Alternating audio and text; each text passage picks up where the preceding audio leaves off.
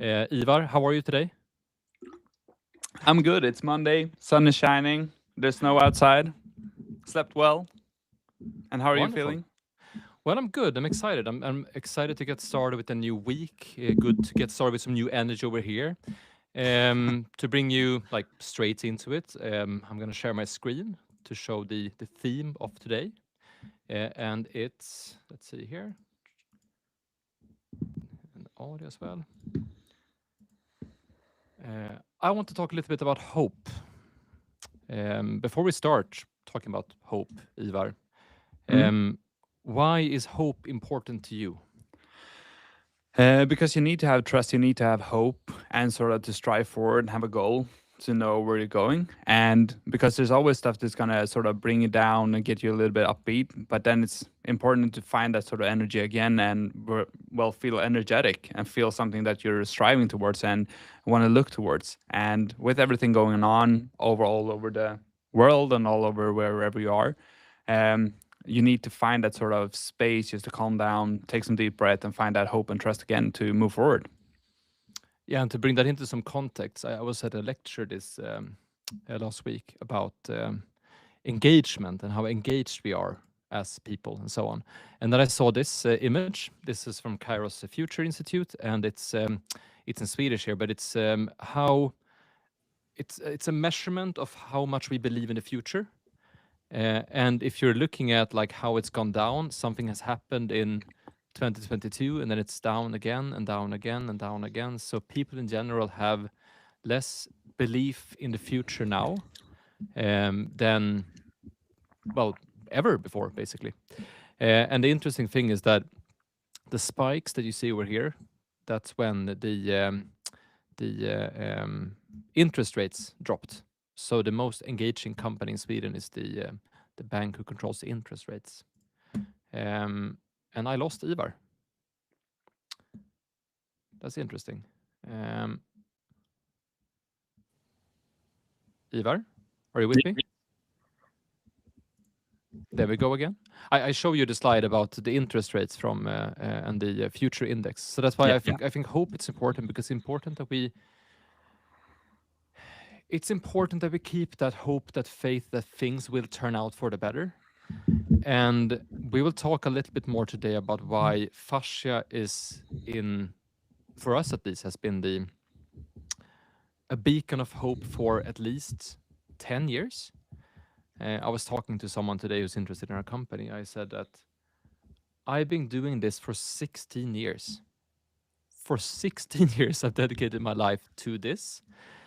And there's been many times I wonder why, but I've decided to dedicate at least 10 or 15 more years to this. You and I talked about that as well, Ivar, that we're here to stay. We're here to do something, because there is something with this movement that inspires me, that wants me to become a better person, that wants me to understand more about myself, my body, how people work, to communicate with people in a different way. And this episode today will be a little bit of a summary of where we are right now, what happened in 2025, what we see moving forwards in this year in terms of Fascia, in terms of the Fascia movement. But to start with that, I want to show you all a video with a soundtrack. And this, for the first like 10 seconds of this video, me and Ivar saw again and again and again and again, because before we edited it, we had it in lectures, we had it everywhere. So when we were talking back then, this was 7 years ago, and we talked about, are you also singing about this song in the shower? Are you also exiting the shower with this song in your mind? And he was like, yeah, yes I am. But to show you how far we've come and how much there's still to do, I just want to briefly show you this video here. It's on YouTube, so you can see it later on as well. This is from the Fascia Research Congress in Berlin in 2018. Not going to show the whole video, but just like the first few seconds of it. There is an ongoing global revolution in the anatomical research field, profoundly changing the way we look at the human body. The way of thinking our anatomy and body, of course, is changing. The reason? Fascia, a network of connective tissue wrapped around every part of the body. While until recently being considered unimportant, fascia is since 2017 acknowledged as the biggest organ in the body, and perhaps the most important one. So fascia is, let's say, almost 1/3 of our biomechanics. Fascia research has sparked a wildfire of new insights that are challenging conventional belief about how the body works. Historically, I'm a pathologist, so I sit looking at human tissues under the microscope all day long. That's not the same as looking at living tissue, though we pretend it is. But now we have a scope that looks at the living tissue, and it doesn't look like what we thought. In your first year of medical... So we were here at this conference in Berlin in 2018, and we were 20 people from our company coming there, and we hang on, did I lose my camera? Can you see me still? Yes. Yes. And do you remember the feeling back then, back in early 2019, when we were like, fascia, now it's happening, things are moving? I think I even shared on my Facebook, like, please share this video that we took on the 2018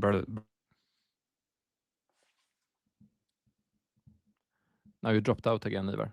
Maybe you should come into my room instead. Yeah. Yeah, I'm gonna jump out and then come in next to me and we can share the microphone. I think that's much better. Okay. It's something with his computer. I think we need to get a new one. Anyways, so the feeling back then, back in 2019, was now it's happening. Now we're going there. Now things are gonna change, but that's not really what happened. I mean, so the first thing I want to talk about regarding hope is that changes take time. It takes more time than you think. We thought fascia was going to explode in 2020, that everyone was going to talk about fascia. We even renamed our whole company structure to talk about fascia, and started the fascia guide and started holding lectures about fascia everywhere.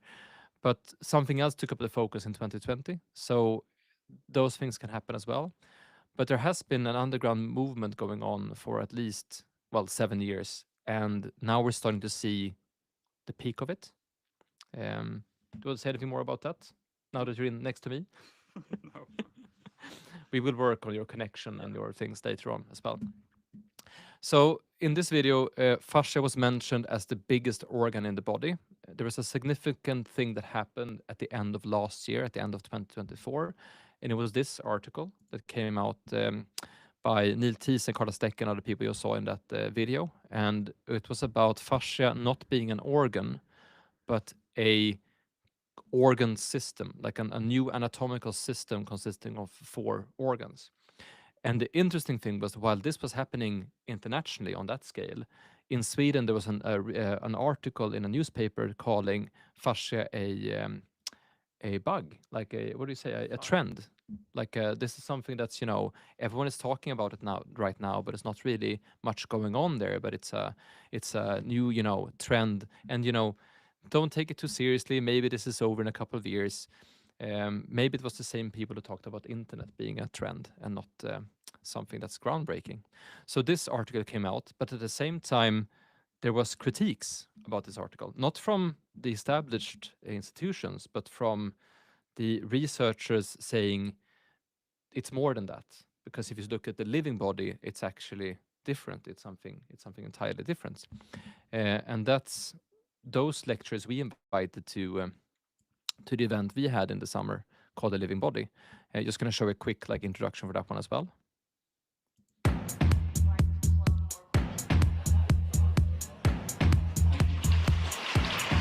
1 in 5 has chronic pain globally. 1 in 3 will be getting cancer globally. This is not okay. We're not moving in the right direction. I'm from Saskatchewan, Canada, and the reason I'm here is because of a lot of the keynote speakers are guys that I follow and heard the work of, and I just wanted to hear the work straight from their mouth, and it's been incredible and a phenomenal conference so far. There's a kind of change, there's something in the wind that is sort of blowing up, and that comes from fascia. We also have to think that Rome wasn't built in one day. Yeah, I come all the way in Bali, so I'm very happy. So there is like researchers, anatomists, surgeons, and also like movement therapists like me that really get it, and we can share like insights and knowledge about it. I just thought I'd like to meet people primarily. Like I can see through the internet, but it's a one way. So I'd like to discuss and interact with people. The concept, what you're doing. So Ivar, how was it to be at this event with so many international people visiting, with the speakers, with all the researchers? What was the feel of the thing that was going on back there? That there is something, like I said in the video, there's something in the wind, there's something that is about to change, there's something happening, because what we have been seeing all the time where we've been working is that we have this methodology, we have our machine, we have everything that we have done in form of research, videos, documentaries and stuff like that as well, but we have only sort of seen the Swedish perspective of it because, well, we're working here, and here's where we see all our customers, all our events and everything. But now when there was something, bringing in those international researchers and also seeing that almost like 30-40% of the participants were actually international people that came from Bali, that came from Japan, that came from Canada, Australia, New Zealand, and even Brazil, Uruguay, then we knew that something was a little bit different. It was something happening that was more on a global scale than we probably can think of, basically. And that sort of made me realize, at least, that we have something here that is quite unique, sort of bringing everything together and having that sort of global effect, and seeing that other people are looking for the same thing that we can actually look for together to actually move our way forward. Because it's something within this profession that is being a therapist and being interested in this, is that you always want to develop, you always want to do different things, you almost get more results because you want to really, really help people. And what we could see with sort of that response, but also everything going on, is, well, we're on the right track now. We just need to get more out of it. And I think that's the problem with. So let's not ignore like the things happening in the world right now. There's so many things going on, and a lot of people are thinking, well, it's really heading the wrong way, and it's scary. It can be unsure. It can be uncertain where we're going, and so on.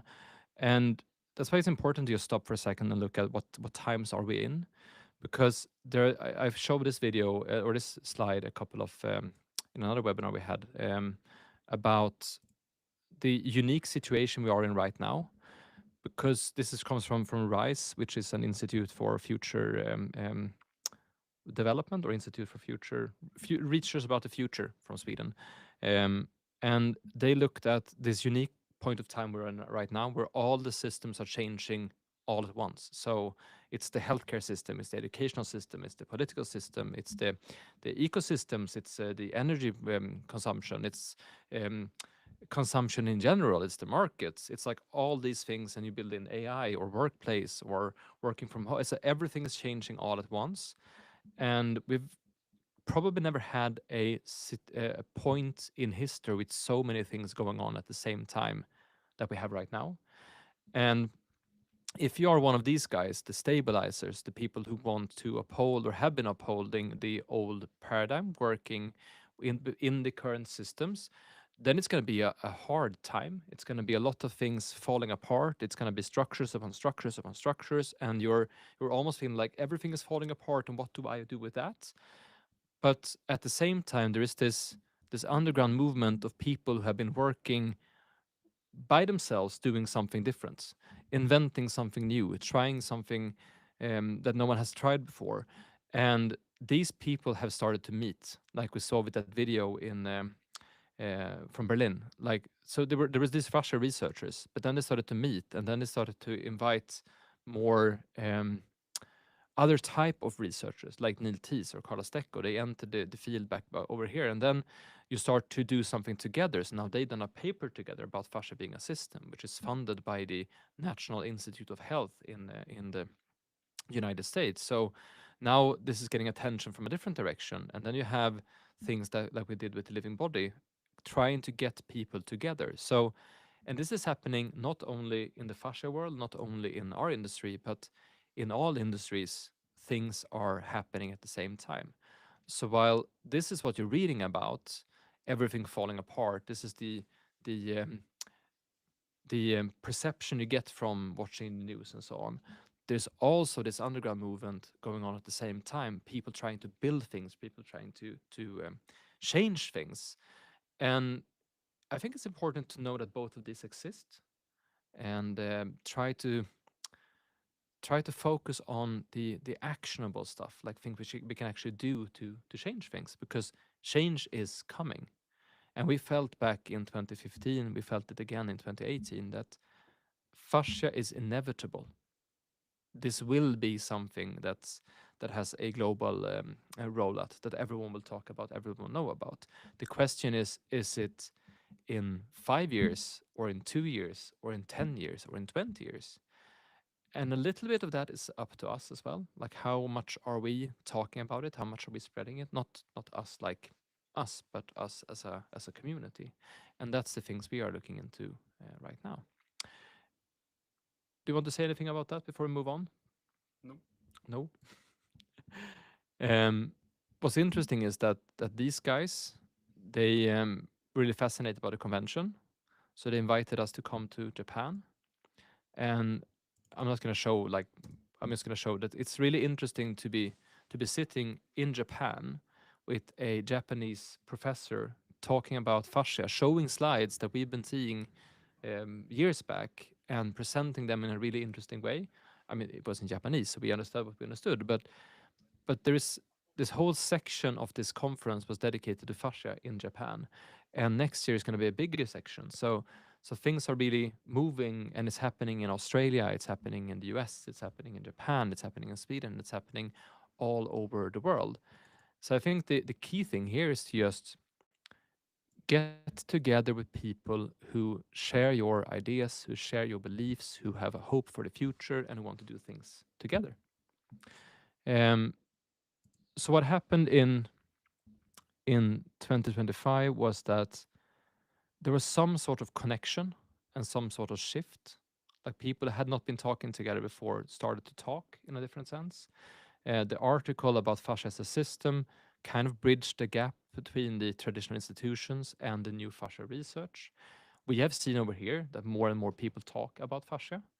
More and more people have it as a part of their yoga classes, or their trainings, or their rehabilitation programs. So it's, I mean, 10 years ago, it was in Sweden, it was us, I think.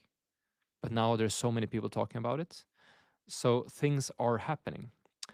And finally, Ivar, if I ask you, why is fascia as a movement, as a subject, as a theme, why does that represent hope for you? Everything comes down to looking at the body from a new perspective, and that is looking at the body as a living whole. Looking at it as continuously changing all the time, and the body has that sort of. It can basically heal anything if you just get the right. Circumstances. Yeah, the right circumstances for that. And when it comes to that sort of new perspective and looking at the body, because if we have found all the answers and everything and there's nothing new, then we wouldn't have, chronic back pain, whiplash, frozen shoulder, all these sort of diseases, and we would have a much better, health in our communities today. But it isn't that way. And that sort of is where we can come in as practitioners and also sort of engaging that or locking up that door to find a new solution that actually can be something upon it. And it all comes down to responsibility for yourself and for your own health and for what you can do.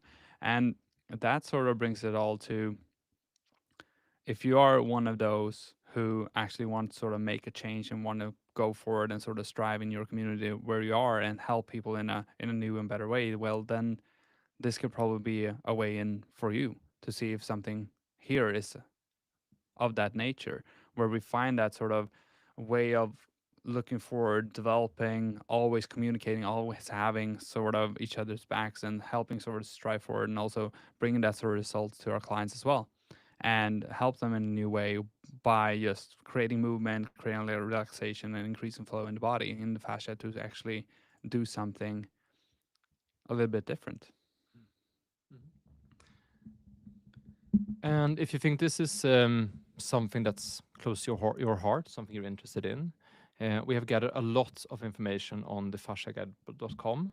There is a podcast series in English with, I think it's 22 episodes, interviews with these beautiful people here up on stage as well, Neil Thies and Sue Adström. A lot more coming there as well. And if you want to meet like-minded people, get together, start talking about things, start planning things, meeting up and so on, go to fasciavibes.com and join that community. And if you want to work with this, if you are a professional therapist, if you want to use the knowledge that we have adapted from 15, 16 years of working in this industry, go to machine.atlasbalance.com and book a demo.